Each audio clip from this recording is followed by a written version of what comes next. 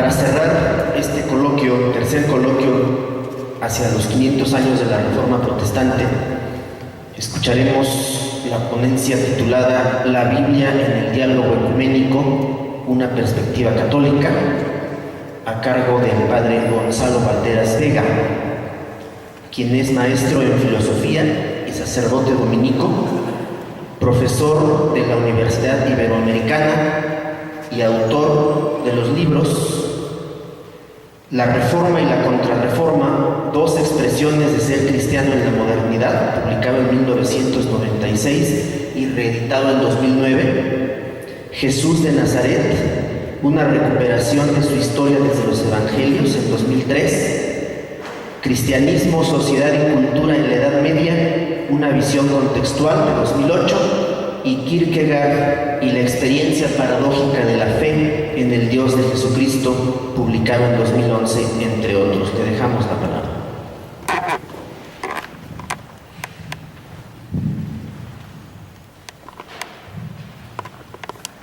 Voy a arrancar mi exposición con algo diferente que tenía pensado abordar aquí, que tiene, digamos, un alcance ecuménico.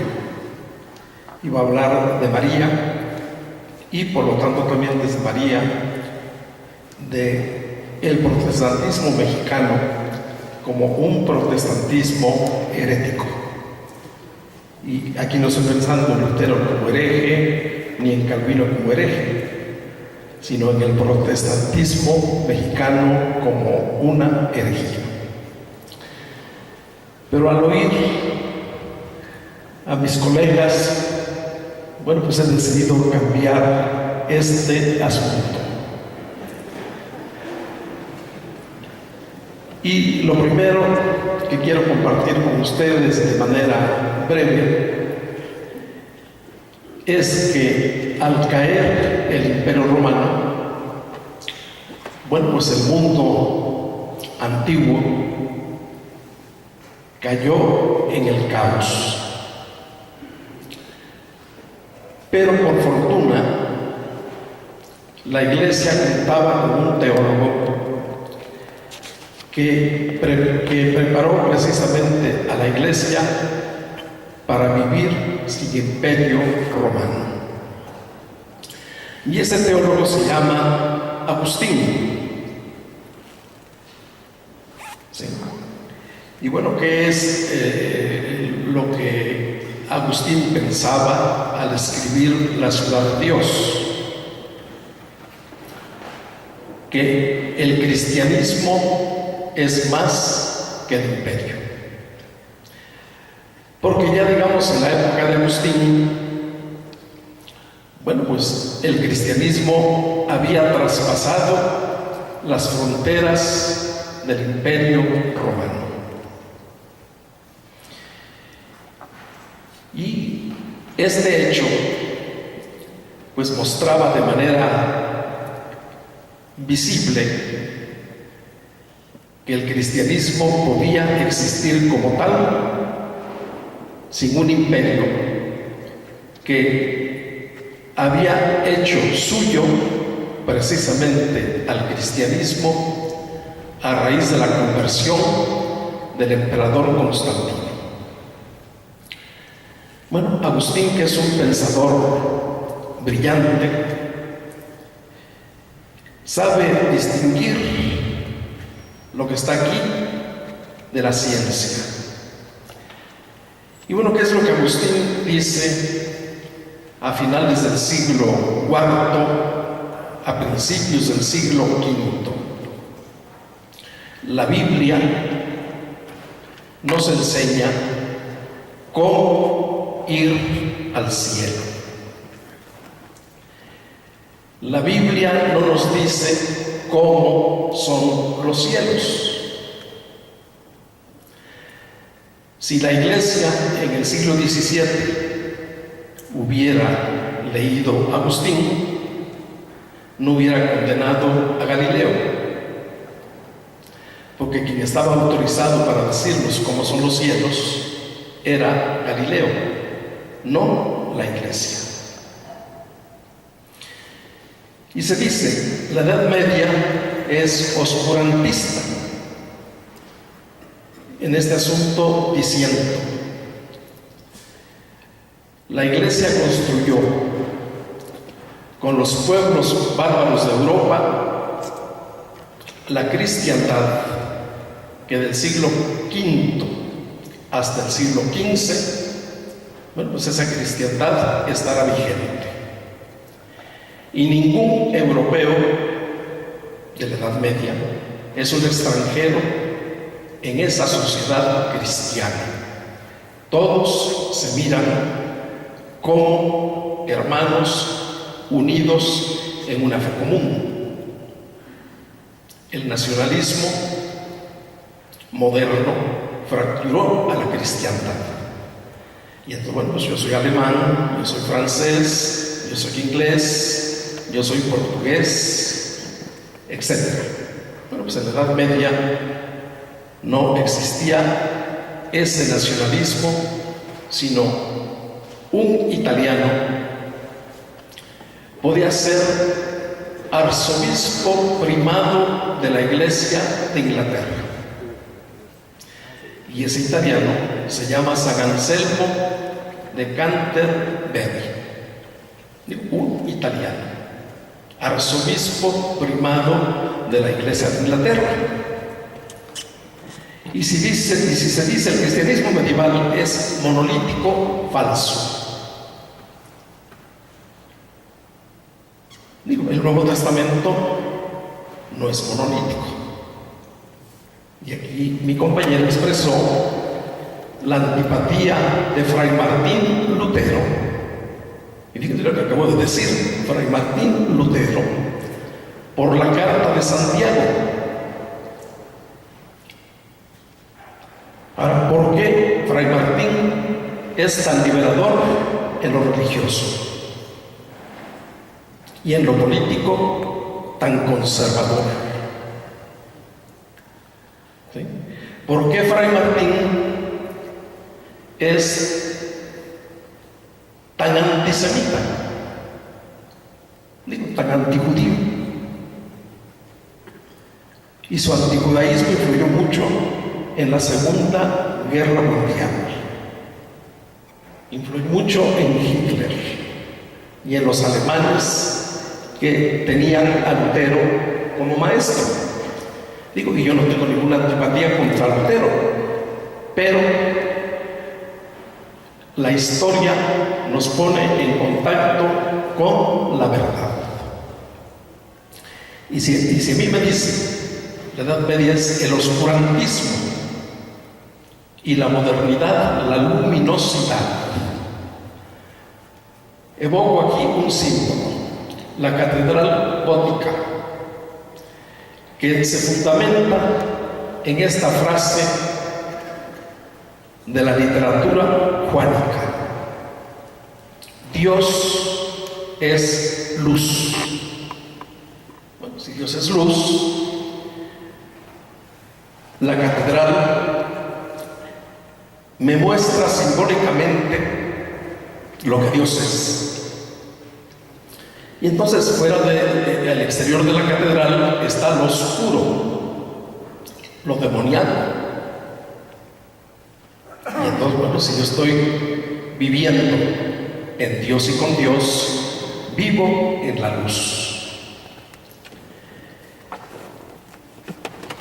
Y así como el cristianismo medieval no es monolítico, como el Nuevo Testamento tampoco lo es, este cristianismo medieval se expresa en diferentes corrientes teológicas que coexisten como tales en la Universidad de París, en la Universidad, vamos a decir, de Salamanca. Y entonces, bueno, pues si yo soy un teólogo franciscano, soy escotista, ocamista. Si soy un teólogo dominico, bueno, pues soy tomista. Si soy un teólogo agustino, bueno, pues soy agustiniano. Pero también si soy franciscano y me llamo Buenaventura, Bueno, soy un teólogo que sigue el pensamiento de San Agustín. ¿Sí? Y entonces, bueno, pues hay diferentes corrientes teológicas que expresan un cristianismo no monolítico, no cerrado a expresiones distintas de la fe común. La fe no se vive como uniformidad, ¿sí? Y aunque el pueblo pueda vivir algunas supersticiones, bueno, si yo leo el ritual de la iglesia, bueno, pues la iglesia medieval nunca dice por mis méritos. El ritual de la iglesia medieval, moderna y contemporánea, dice por los méritos de Jesucristo. ¿Sí? Entonces, ¿qué es lo que la iglesia en su ritual proclama? A Jesucristo como mediador entre Dios y los hombres. Bueno, pues es la primera vez que aquí oigo que el Papa se asume como divinidad. Imagínense. Esto creo que no es factible en ningún momento de la historia del papado. El papado tendrá muchos vicios condenables, pero ningún papa ha pretendido suplantar a Dios. ¿Sí? Entonces, en esto tenemos que tener, digamos, mucho cuidado. Y cuando yo veía, por ejemplo, el cómo se exponía la Biblia de Lutero y ver digamos, algunas imágenes de esta Biblia. Bueno, Lutero dice, sola escritura. Bueno, sola escritura. Pero Lutero es hijo de la iglesia. Lutero tiene una historia previa sin la cual Lutero no se entiende. Y entonces, ¿qué es lo que yo veo en estas imágenes? Veo a San Mateo tal y como la iglesia lo representa con el ángel. Veo a San Marcos tal y como la iglesia lo representa con el león. Veo a San Lucas y lo veo como la iglesia lo representa con el toro. Y veo a San Juan y lo veo como la iglesia lo representa con el águila. Eso es una tradición. ¿Sí? Entonces Lutero es hijo de una tradición cristiana que arranca con el Nuevo Testamento, que pasa por la Edad Media y que llega hasta él. La historia del cristianismo no se renueva a partir de este gran reformador que se llama Martín Lutero. Y entonces, bueno, pues yo tengo que ser, digamos, en este sentido como consciente, porque al ver la Biblia de Lutero presentada aquí, veo que Lutero no elimina lo que el colega decía, libros apócrifos. Ahí están. Ahora, ¿por qué están ahí si son apócrifos? No deberían de estar ahí. ¿Sí? No deberían de estar ahí. Deberían de estar solo los libros canónicos. ¿Sí? Y si yo veo la versión del español Casiodoro de Reina, siglo XVI, en la famosa Biblia del Oso, allí están los libros apócrifos. Y les estoy llamando así apócrifos porque, digamos, es el modo como ustedes se refieren, digamos, a estos libros. La Iglesia Católica tendría otro término para referirse a estos libros y les llamaría deuterocanónicos. Entonces, a nivel del Nuevo Testamento, ¿qué cosa sería, digamos, un libro apócrifo, pero que está en el Nuevo Testamento? Si aplicamos esta misma categoría que hemos aplicado al Antiguo Testamento. Santiago, ¿sí? Judas, Hebreos, y ahora no recuerdo si hay por allá algún otro libro, porque creo que las cartas de Pedro están como canónicas, las cartas de Juan están como canónicas, y por supuesto las cartas de Pablo. Ahora, ¿por qué no está digamos, ¿por qué el Apocalipsis se convierte en un patito feo para Lutero? Porque es un libro que tiene una teología política y Lutero no está comprometido con lo que esa teología política está contenida en este libro Apocalipsis. Lutero está del lado de los príncipes alemanes contra los campesinos alemanes que se han rebelado contra sus señores. ¿Sí? Y entonces, bueno, pues la reforma, aquí se habla de una reforma magisterial, es la de Lutero, Zwinglio, Calvino, Bucer y Melanchthon. Ahora, ¿por qué estos reformadores son magisteriales? Porque son profesores universitarios. Y la reforma radical, ¿quién le encabeza? Un cura del pueblo, un cura que pastorea a la gente, que sabe de los problemas de la gente. ¿Y cómo se llama ese cura? Martín Lutero es un profesor. El cura Münzer, ¿sí? Entonces él encabeza la reforma radical y ese fue el exponente de la reforma radical, que me gustaría hablar con él sobre esta reforma radical, ¿sí? Y entonces, bueno, si yo quiero ver la reforma en términos amables, tengo que ser honesto con la historia, ¿sí? Entonces aquí el maestro habló de Savonarola.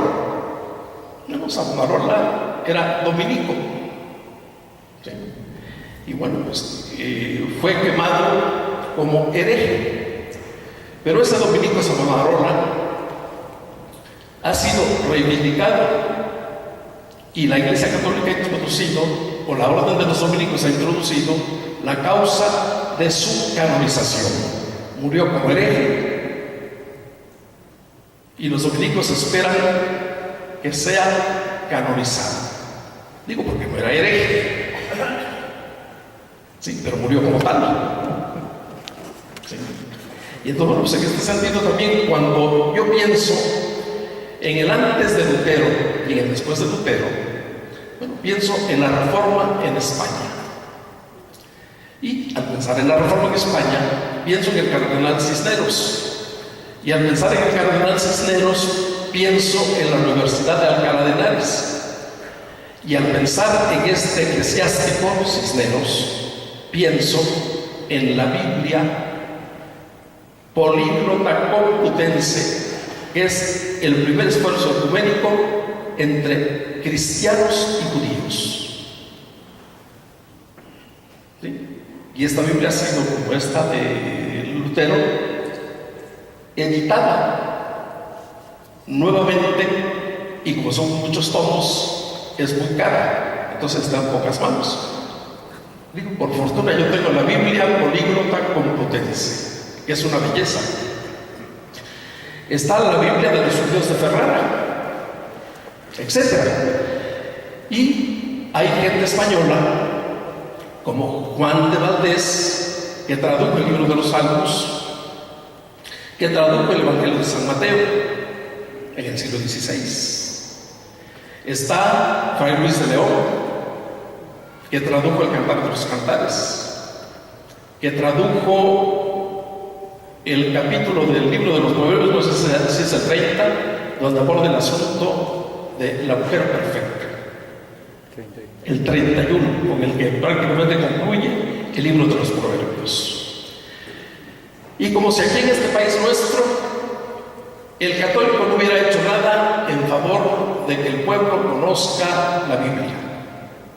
Bueno, acabamos de descubrir a un sacerdote muy famoso, muy estimado en el mundo intelectual, que se llama Ángel María Garibay Caro, que fue el maestro de Miguel León Portilla, porque fue el que le enseñó el náhuatl.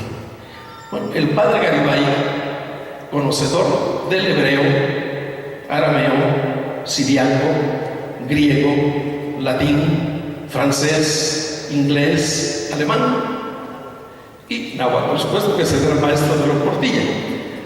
Tradujo al español de México Eclesiastés, Proverbios, Eclesiástico y hermosos trozos del Talmud. Y es una versión directa del hebreo. ¿Sí? Digo porque sabía hebreo y por eso puedo traducir del hebreo al español estos libros sapienciales. ¿Sí? Y bueno, en los años 40 del siglo XX, el jesuita González Brown tradujo el libro de los Salmos. Ahora, ¿dónde uno puede acceder a estas versiones hechas por mexicanos de las Escrituras? En la editorial Porrúa, en su colección Sepan Cuántos. Ahí está. Y uno va a las librerías y ahí se encuentra, y dice, no, qué maravilla que me estoy encontrando una versión de las Santas Escrituras hecha por un mexicano. Otra cuestión. Gonzalo Báez Camargo, creo que pertenecía a la Iglesia Metodista, y un colombiano, ahora no recuerdo el nombre del colombiano, nos va aquí el señor Pecos, Alfonso Llorena. Trillas les publicó una versión completita de la Biblia, que es una belleza. Pero díganme, ¿qué protestante conoce esta versión de Báez Camargo y de Alfonso Llorena?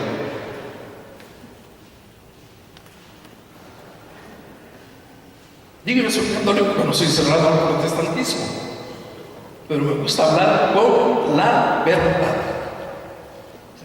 Hace ratito, antes de venir aquí, fui aquí a Maranata, que está por aquí.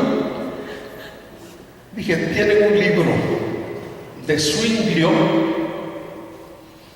el que despacha quedó perturbado y no sabía. Entonces dice, bueno, y por eso quería que estuviera aquí el maestro. ¿Por qué el protestantismo mexicano, lo estuve pensando todos estos días, es herético? Porque el protestantismo mexicano está lleno de buena teología, de buena exégesis. Y sin eso, pues uno no se da cuenta que puede caer en verdaderas herejías. Entonces, el desafecto, de eso voy a hablar. Sobre María, es negar de los hechos el gran misterio cristiano de Dios que se hizo hombre. Y entonces, quien desconozca a la Madre de Cristo, quien no tenga aprecio por la Madre de Cristo, bueno, pues no tendrá aprecio por un Dios hecho hombre, por un Dios que tiene alma humana. ¿Sí? Y entonces, bueno, pues son cuestiones, digo, que están allí y que uno puede decir, sola Escritura. Bueno, pues yo leo a Lutero o leo a Calvino, citas de teólogos medievales.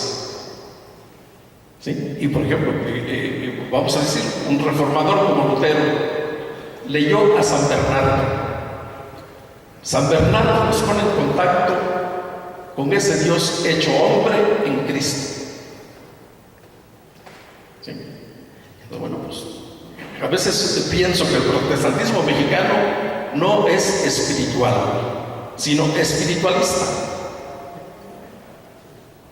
Bueno, la fe cristiana es una fe histórica, encarnada. ¿Sí? Y bueno, pues Lutero, como maestro de la fe, ¿qué es lo que me dice a mí que soy católico? Por encima de las obras meritorias está la fe en el Dios que en Cristo me salva, que en Cristo me justifica. Y entonces, ¿hacia dónde voy? No confío en mis propias obras, sino en el Dios que me ama y me salva en Cristo.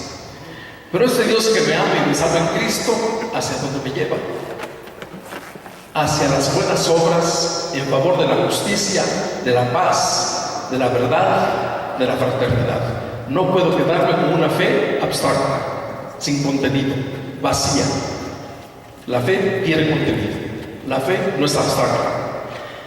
Y para terminar, ¿qué es lo que une a un católico y a un luterano? Digo, no solo este libro, este nos puede dividir. ¿Qué es lo que nos une? Un librito de un siglo anterior que se llama La Imitación de Cristo. Entonces, en todo hogar luterano de Alemania está la Biblia y la Imitación de Cristo. Bueno, también les invito a leer la Imitación de Cristo para recuperar parte de aquello que nos une, no de lo que nos divide, sino de lo que nos une. Y en cuestión sacramental, digo, ¿por qué no el agua bendita? Sino ¿por qué Dios está mediado por el agua? ¿Por qué Dios está mediado por un pan? ¿Por qué Dios está mediado por una copa de vino? El cristianismo no es maniqueo. El cristianismo no es cátaro. El cristianismo es una fe con carne y la materia también media a Dios. No solo la palabra, sino la materia con la palabra. Y eso es el bautismo, el que nace del agua y del espíritu, el que nace del agua y del espíritu. Bueno, diría San Pablo, ese es un hombre nuevo, ese es una mujer nueva. Entonces, el agua, en la Biblia, ¿qué simboliza? El Espíritu Santo. Bueno, donde hay agua, hay vida. Pero también donde hay exceso de agua puede haber muerte. Entonces, el agua da vida y el agua da muerte. Entonces, por el bautismo, el cristiano místicamente participa en la muerte y resurrección de Cristo. ¿Sí? Entonces yo defiendo no el sistema sacramental, sino los sacramentos por los cuales Dios se acerca a nosotros y nos comunica su gracia. Y el ex opere operato es que el sacramento es eficaz por sí mismo. ¿Quién le da eficacia por sí? Dios. Pero el sacramento no opera sin la fe de quien lo recibe. El ex opere operato queda inhabilitado, podríamos decir, si quien recibe no tiene fe. Los sacramentos son sacramentos de la fe, y eso también lo dice Lutero en su teología. Entonces son cuestiones que pensar, trabajar, sobre las cuales hablar y hablar para caminar hacia la unidad que Cristo quiere. ¿Sí? Y entonces, bueno, pues en lugar de pelearnos, hay que descubrir aquello que nos une y aquello que nos separa. ¿Y qué nos une? Podemos rezar juntos el Padre Nuestro. Que nos separa, no podemos participar del mismo pan y de la misma copa. Muchas gracias.